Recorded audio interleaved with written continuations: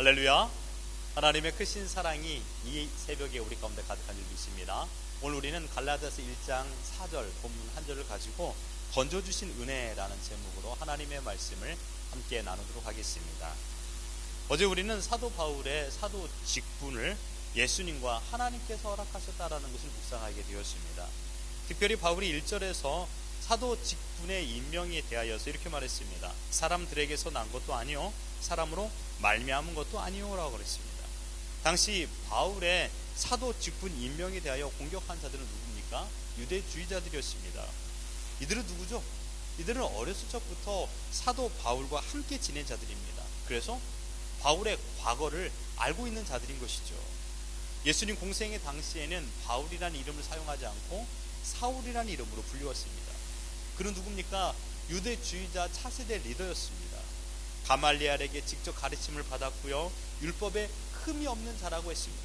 그런데 이러한 유대 율법주의자인 바울이 어느 날 예수님께 임명받은 사도라고 주장하니 유대주의자들은 자연스럽게 바울의 사도 직분에 대한 정통성을 쉽게 공격할 수 있었던 것입니다. 유대주의자들이 바울을 너무도 잘 알듯이 바울 또한 유대주의자들에 대하여 너무나도 잘 알고 있었습니다. 그래서 1절에 사람들에게서 난 것이 아니오라고 하는 것입니다.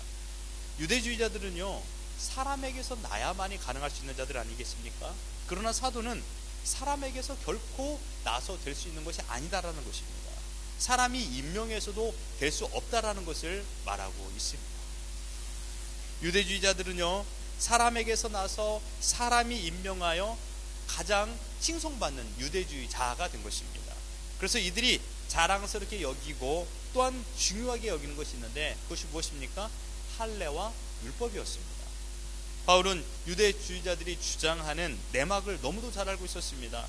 그래서 갈라디아 3장에서는요, 율법에 대하여 아주 심오하게 피력해 놓았고요, 6장에서는 할례에 대하여 설명하고 있습니다.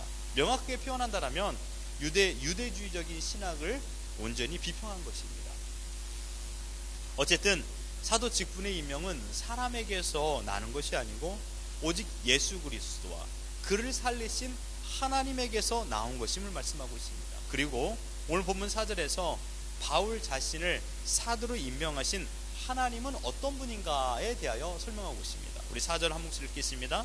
시작. 그리스도께서 하나님 곧 우리 아버지의 뜻을 따라 이 악한 세대에서 우리를 건지시려고 우리 죄를 대속하기 위하여 자기 몸을 주셨으니. 4절의 핵심은요, 그러므로 그리스도께서 우리를 위하여 하신 일입니다. 뭐라고요? 그리스도께서 우리를 위하여 하신 일이라는 것입니다. 그것이 다른 말로 우리 죄를 대속하여 주셨다라는 것입니다. 그리스도의 대속 행위는 예수님 스스로 하신 것이 아닙니다. 본문을 자세히 보십시오. 우리 아버지의 뜻을 따라라고 했습니다. 우리 아버지의 뜻. 우리가 생각해야 될 것이 바로 이것입니다. 하나님 아버지의 뜻은 하나님 백성들을 구원하는 것입니다. 왜 예수님께서 대속 행위를 하셔야만 했을까요? 그렇다면요, 그 이유는 하나님의 공의로운 성품 때문입니다. 공의로운 하나님은요, 죄인된 악인을 용서하실 수 없는 분이십니다. 하나님은 공의로우신 분입니다. 죄에 대하여 무관심하거나 죄를 지은 사람을 향하여서 너 죄인 아니야 라고 넘어가시는 분이 아니라는 것입니다. 하나님은요, 죄에 대하여 반드시 심판하시는 분이십니다. 이것은 의식적인 행동이 아니라 본성적인 행동입니다. 꼭 내가 의식적으로 심판해야 되겠다가 아니라 본성적으로 죄를 보면 자연스럽게 심판이 나오는 것입니다. 하나님께서 죄인들을 향하여 심판을 내리시겠다라고 다짐하지 않아도 그냥 심판이 내려지는 것입니다. 그토록 하나님은 공의로우신 분이기 때문입니다. 공의로운 하나님은요, 죄인된 어떠한 인간과 관계를 맺을 수도 없고요, 관계도 맺어서도 안 됩니다. 관계를요. 하나님은 악을 참아 보지 못하시는 분입니다. 그러기 위해서 심판 보좌를 만드신 분이시고요, 매일 죄를 보면서 분노하시는 분이 하나님이십니다. 그리고 악을 행하는 자들 향하여 심판의 화살을 쏘신 분이십니다. 그러므로 하나님은 죄인들을 심판하시는 분이시지 죄를 눈감아주는 분이 아니신 것입니다. 그런데 어쩌자고 심판하셔야 될 죄인들을 하나님께서 사랑하시고 구원하시기로 작정하신 것입니다. 하나님은 매우 큰 고민에 빠지게 됩니다. 사랑해야 되는데 이 죄인들을 어떻게 심판해야 되는가, 이것입니다. 만약 하나님께서 죄인들을 용납하시고 죄인들을 구원하기로 작정하신다면 방법은 한 가지입니다. 서두에 말씀드렸듯이 죄인들의 죄를 눈감아주는 것입니다. 그러나 그 일은 하나님께서 결코 하실 수가 없습니다. 만약 하나님이 죄인들에게 너 죄 없어 라고 한다면 그때부터는 하나님은 하나님의 권위를 상실하게 되는 것입니다. 하나님은 스스로 모순 속에 빠지게 되는 것이고 더 이상 공의로운 하나님이라고 말씀할 수가 없습니다. 이런 하나님을 우리가 믿을 이유는 없는 것이죠. 하나님은 죄인을 무조건 용서하실 수 없어요. 하나님의 속성이기 때문입니다. 죄를 죄가 아니라고 인정하는 순간 하나님은 나는 하나님이 아니다라고 포기하는 순간이 되는 것입니다. 여러분, 하나님은 온 우주의 재판관이십니다. 죄인들을 징벌하시고요, 악인들에게 죄하여 응당한 대가를 지불하시는 분이십니다. 무엇이 옳고 그른지를 판단하시는 분이시죠.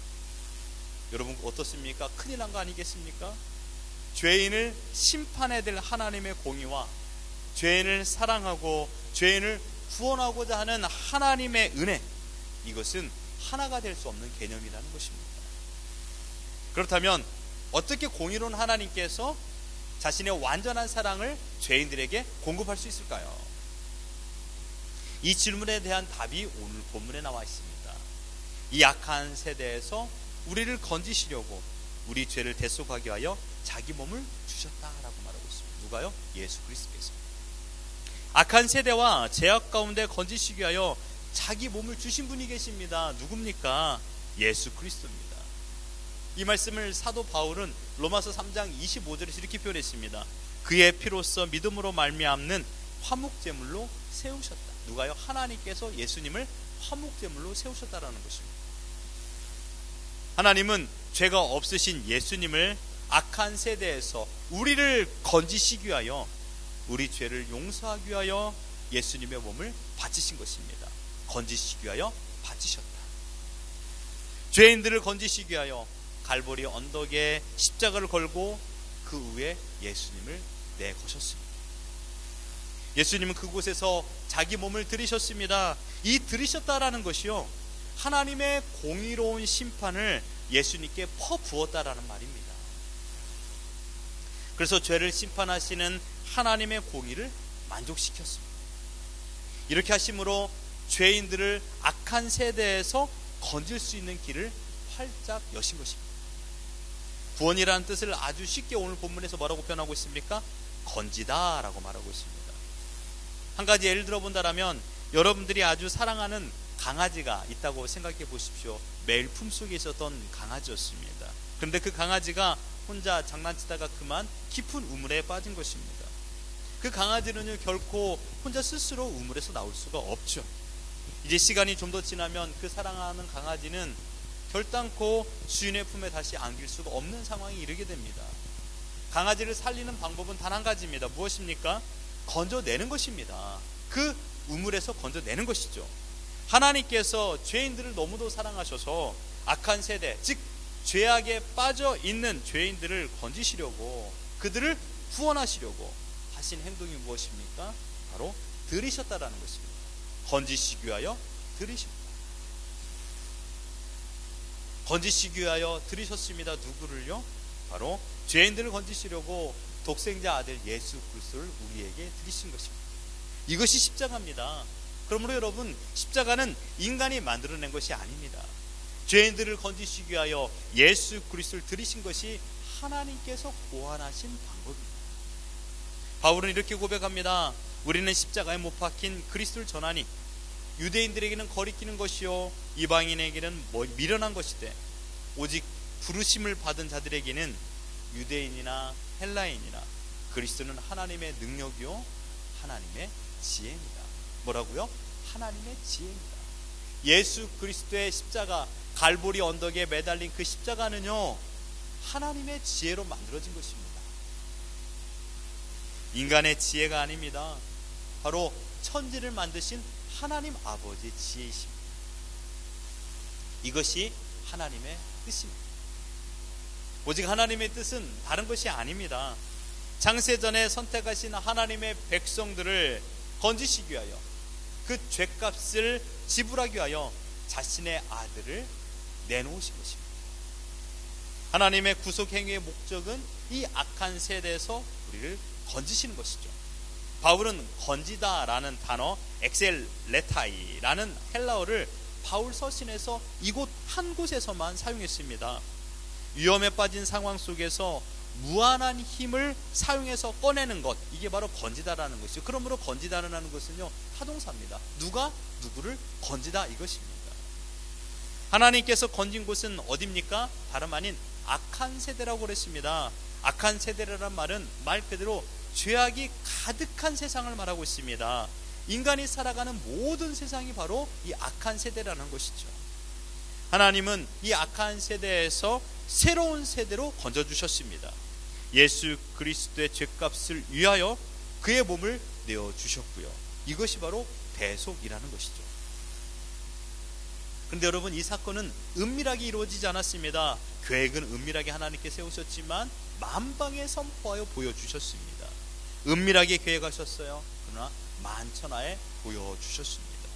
그리고 이 십자가의 대속을 믿기만 한다면 그 사람은 악한 세대에서 건지음을 받습니다. 하나님께서 하나님의 성품상 결코 죄인들을 용서할 수 없는 분이시지만, 하나님은 죄인들을 사랑하셔서 죄인들을 구원하기 위하여 말도 안 되는 방법으로, 즉 자신의 아들을 십자가에 내걸어 죽임으로 말미암아 우리를 살게 하신 것입니다.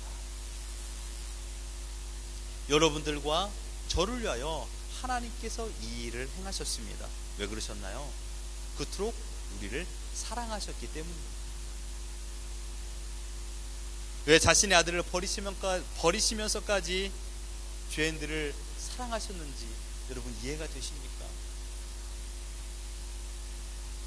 예수님의 죽으심으로 우리가 치러야 될 죄값은 모두 다 치러졌습니다. 대속의 죄값으로 주님께서 죽으셨기 때문입니다. 많은 사람들, 예수 그리스도, 곧 창세전에 선택받은 모든 사람들은 다 예수 그리스도 안에서 구속의 은혜를 받게 되었습니다. 그러므로 하나님의 공의는 만족되었고 하나님의 진노는 사라졌습니다. 이렇게 해서 하나님은 하나님의 사랑을 완성하신 것입니다. 그래서 예수 믿는 모든 사람들마다 아무런 조건 없이 하나님께 허락하시는 은혜와 평강을 누리게 된 줄 믿습니다. 그래서 바울은 말합니다. 구원을 받기 위해서는 할례와 율법이 필요 없다. 오직 예수 그리스도의 십자가를 믿기만 한다면 구원을 받는다. 그 구원해 주신 하나님께서 나를 사도로 불러주셨다라고 말하고 있는 것입니다. 하나님께서 우리에게 건져주시는 은혜를 베풀어 주셨다. 그러니 율법과 할례의 어리석음에 속지 말아라 라고 갈라디아 교회 성도들에게 이 서신을 쓴 것입니다. 너는 그저 내가 십자가 위에서 행한 그 일을 믿기만 하거라. 그러면 너희 모든 죄를 다 용서하고 너희는 구원을 받을 수 있다라고 하나님께서 우리에게 약속하여 주신 것입니다. 이 모든 것이 오직 한량없는 하나님의 은혜로만 가능한 줄 믿습니다. 이 은혜를 베푸신 하나님은요, 영광 받기에 합당하신 분이십니다. 바울은 이 은혜를 베푸신 하나님께만 영광을 올리며 하루하루를 살아갔습니다. 이 위대한 하나님께서 예수 그리스도 안에서 자신을 사도로 세우셨으니 매일이 감격이 가득하였고 하나님을 찬양하는 인생으로 하루하루를 살아가는 것이 결코 헛된 시간이 아니었습니다. 우리를 악한 세대에서 건지시기 위하여 예수님을 내어주신 하나님의 사랑이 지금 우리 가운데 가득한 줄 믿습니다. 이 사랑을 믿고 하나님께서 우리를 건져주신 은혜를 바라보며 무엇을 바라보겠습니까? 무엇을 의지하겠습니까?